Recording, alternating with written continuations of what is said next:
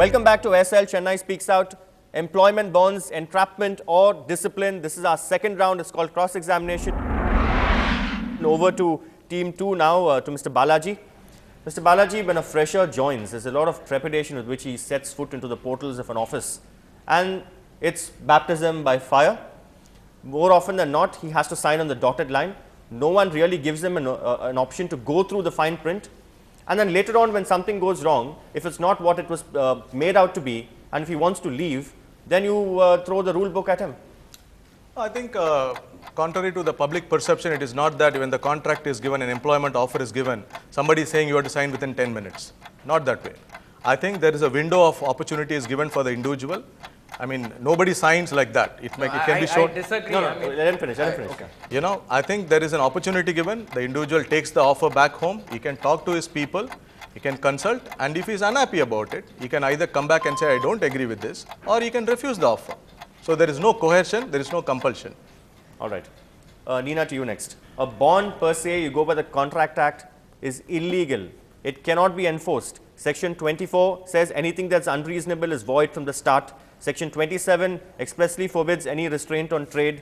So what you're asking your employees to sign is illegal. Let me give you the example of educational institutions which withhold original papers, or when you go to the Gulf, they hold on to your passport and things like that. Those are the kind of coercive methods which are what you're talking about. Yeah, but they are not best practices. We frown upon those practices. We absolutely frown upon those practices. An organization which is transparent to begin with, as he says, gives you the contract right at the beginning, tells you all the clauses and is open and upfront about what they're doing, has all the reasons to engage with the employee forever. All right, they engage with the employee also. My next question, they also engage lawyers. Mr. Balaji, most companies have their own lawyers who they pay a retainer fee. So there's no extra expenditure incurred to hire a lawyer and fight a case.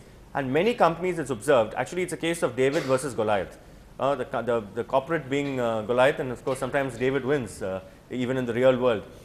They take on an employee in court, they use their legal firepower only to set an example so that the others who are there will dare not violate that bond. This is happening, and you must admit. No, I think the point is, in many instances, organizations look at bonds as a deterrent. You know, it will prevent somebody, you know, I mean, it is maybe set an example. You know, in the Indian context, even though there are many companies they have bonds, I don't think they kind of go about the way they don't enforce it. For example, if you look at government, they really enforce the bonds. You know, so in the private sector, oftentimes I've seen bonds more as a deterrent. You know, that's the way it is. All right, Nina, to you next. You're a life skills coach, motivator and all that. But of course, you're on the other side of the fence today, so you'll have to stick to that. No problem. Joshua brought about the example of relationship bonds versus a signed and sealed document. Surely there are other ways, better ways of retaining employees, of ensuring that they are happy, a pat on the back, an encouraging email. Today, even if you go through the exit interviews, which are just gone through as a formality, you'll know that there's a lot of disenchantment within an employee. And that's the reason why many of them leave. It's not it's like after marriage, you get to know the real person. After employment, you get to know the real company. I agree with that, especially the Bob about the marriage part of it. What we're also talking about is... You're agreeing with a lot of marriage parts here, I noticed anyway. I am married, so I know both sides of the coin. So we're really talking about the fact, okay, so if we're talking about both sides of the coin, we're also talking about the fact that employees sometimes do not live up to the expectations. Employees today have so many aspirations. As you said, they walk into an organization with a whole lot of A, trepidation on one hand, and B, aspirations of an unearthly, unacceptable level. They expect to be treated like kings, they expect to be pampered because X company provides cafeteria facilities, X company provides bus services, so-and-so provides net time, they do X, Y. They're all comparing all of these. They're not talking about what am I contributing to the company. All right. X company allows chats on Farmville on Facebook as well. Exactly. Final question to Mr. Balaji.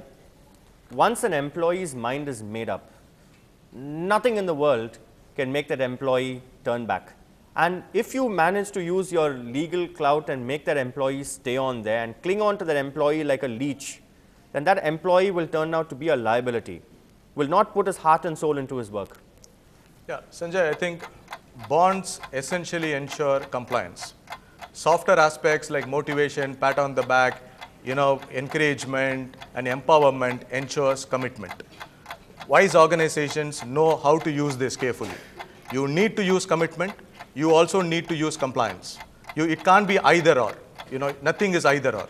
If you can use it as a balance, it really makes an impact. All right. That's very well put. Thank you very much, Team 2. And if I may add on to his point, it's not that all employers are enforcing bonds on all the candidates. It's just one or two odd cases here and there. All right.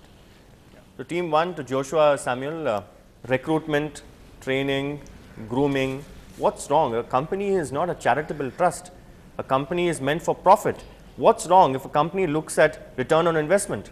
No, fair enough, Sanjay, but before I come to this recruitment, I definitely would like to contradict what Balaji said. He said about two things. One, he said, it's like we sign a credit card, it's like signing a loan. You sign a contract there, but how many of us here who have a credit card have read through every line in the document and then put a signature on it? We just sign that because we need it, right?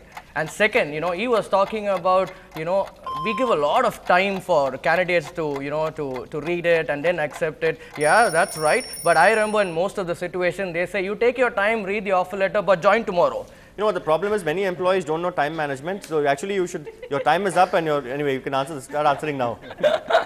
Yeah, see, for me, Sanjay, it's very simple. You don't hire the right people, right? You don't have psychometric analysis, you don't have behavioral analysis. You hire because you want to fill that particular desk. And then after you hire, you don't have any positive retention strategies. Rather, you have so many negative ones. Like, for example, Nina was saying, that company is giving a bus and this company is giving a cafeteria. You don't be competitive like them, but rather say, I have a bond, you better sit and you work. I find it a bit demotivating for the employee because, again, for me, it's about why does an employee leave a job? He leaves because of not having a good boss. He leaves because the company sees, he or she sees no growth in the company. He or she leaves because absolutely no job satisfaction, no work-life balance. Why don't you address these areas rather than just putting it and saying like, I have a bond, you stick around, I trained you. It's more like, you kind of have an ownership on that person and say, I am the reason you are here and you better do this. These are all the companies which don't come to you for business. All right. Venkat, to you next. Isn't a bond also a way of ensuring some sort of protection against indiscriminate poaching by rival companies? Sanjay, going back to the origin of recruitment procedure, the companies go to the campus. Okay, so basically it's the offer comes from there. So poaching cannot be avoided. If it's a global world, poaching can be mitigated by motivation and by engaging the employee full time, not making them sit on the bench and do some menial jobs. If you engage an employee, especially the new ones, the fresh ones, I was also long ago, I was also fresh ones. We are fired up, motivated to prove, to learn, all at the same time. So it can be done. All right. Thou shalt not covet your rivals' employees. All right. Joshua, to you next. Yeah. The replacement, the need to do knowledge transfer.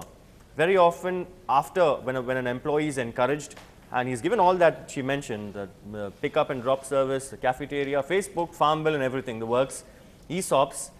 And then finally, when that employee is given a key responsibility and is assigned a key role, and that employee wants to suddenly throw up his hand and say, I want to go, invariably for more bucks outside. Is that fair? No, I feel it's a myth. The very concept that people leave a job only because of money is a myth, according to me. For me, there are... Absolutely.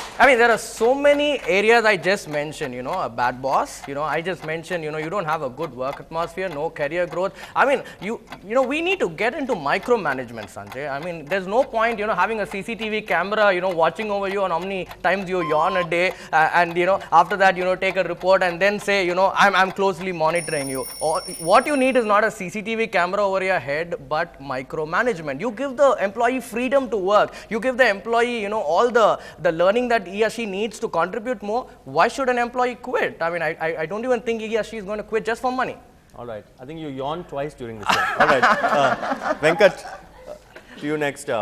If a rival company wants to poach a real bright spark, there's nothing that can stop them from doing that, because even if you have to have this notice period or 3 months salary or the bond conditions, that rival company will ensure that they will pay for it. So a company, an employee at the end of the day, it's a win-win for the employee and the new company as well. It could be, many times employees leave for reasons other than a better job. It could be, you know, escaping an unpleasant situation, unpleasant boss. And here's the tip for you: as long as you say that you are willing to pay, even if you are forced to pay, as long as you say that you are willing to pay 1 rupee a month, the company cannot take you to court. Just a little bit of tip for you. So, All right, there's that- something called that's a- liquidated damages also on the Contract Act. That's right. It's only as long as you express an intention to pay, the company cannot do anything. So that you've already signed on the dotted line, right? Yes. When you joined. So it's only a paper tiger, I would say. It's a paper tiger. All right. Joshua, final question to you now. Leaking trade secrets. Although on the law book you have this, the clause about restraint on trade, but leaking trade secrets. And also, how do you juxtapose greed against loyalty? I mean, again, you know, leaking trade secrets, I mean, it's not a very comprehensive term according to me. What you have trained a person, you know, what's in the mind, you know, I mean, if he or she goes to another company, how can you stop that person from performing what he or she has learned? I mean, again, it's not a very comprehensive term. And let me mention, you know, Sanjay, you've been with NDTV for almost like 10 years. 13 years. 13 Don't years. reduce my service. And you've never left NDTV. I mean, that shows what? I mean, that shows you're happy here, and that shows they've kept you happy here, right? I mean, so have you signed a bond? And You know what? In television we don't sign bonds. and let me tell you a joke, you know, I remember, you know, this is a true story, you know, and candidate, you know, was interviewed, and the guy asked him, are you willing to sign a bond? And the candidate replied back saying, I will demonstrate my loyalty by tattooing the company logo on my forearm, you know, give me a job, and that guy was hired. Trust me. You know what? Are you sure? Was it a company or was it a political party? All right, that's all the time we have for on this particular segment. But stay tuned, because you can see Joshua is raring to go in our next segment, Crossfire.